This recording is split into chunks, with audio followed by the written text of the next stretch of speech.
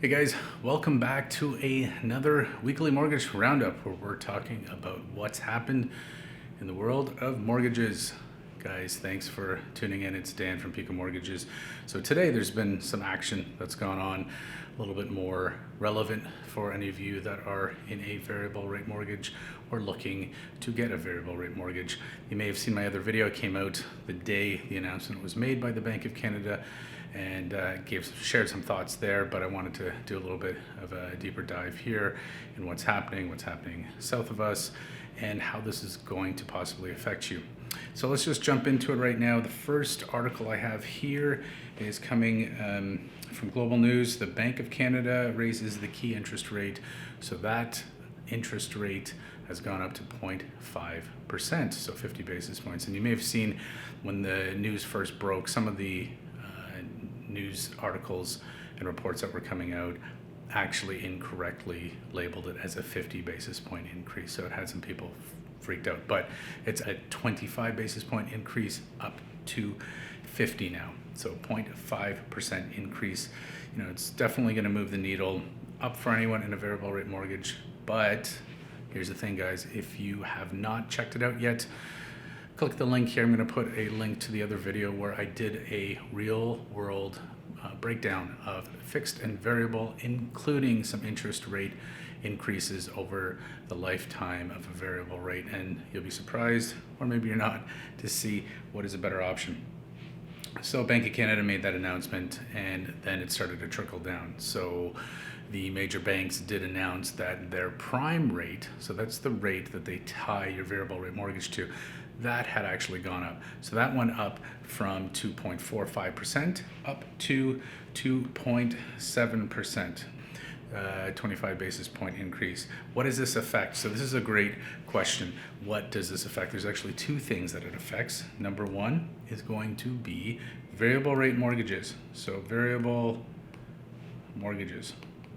If you have a variable mortgage, and forgive my writing here, but if you have a variable rate mortgage, this is going to go up, because keep in mind your variable rate is tied to prime. So prime is 2.45%, and now it's 2.7.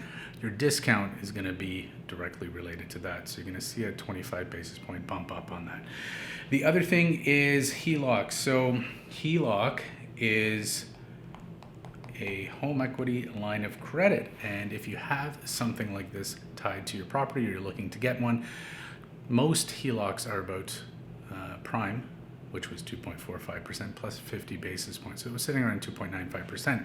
That's going to go up. So you're going to see an increase from 2.45 to 2.7 as the prime rate. So keep a lookout on that. If you do have one, check your statement. Likely it's gone up a little bit. So that's what it's going to affect here.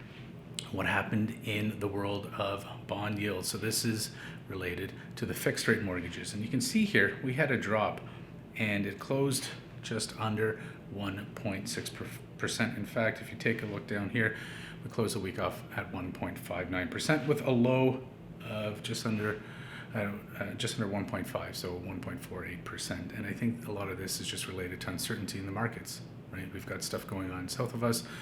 Obviously, the conflict in Russia and Ukraine that's happening there, it's having a global impact on things, and we're seeing it in the bond market. We're also seeing it in the US. So last week, you may have remembered in my video that increases in the US market were being felt, and it was over 4% at that point for 30-year mortgages. Now look at this. US mortgage rates, according to BNN, and this is the same outlook that we were using last week, 30-year 3.76% falls for the second week in a row. And likely this is due to uncertainty, as they say down here. The war in Ukraine has rolled financial markets and set off a flight to safe assets. So there we go. We have uncertainty, and uncertainty will make the rates go up and down. So anytime that's happening, guys, you just want to be aware of that. We're not in a vacuum. So things are happening in the US. Likely it's going to trickle over here. And we're not sure what's happening with the fixed rates right now. Over the last week or so, we didn't see any further increases, but again, that could change.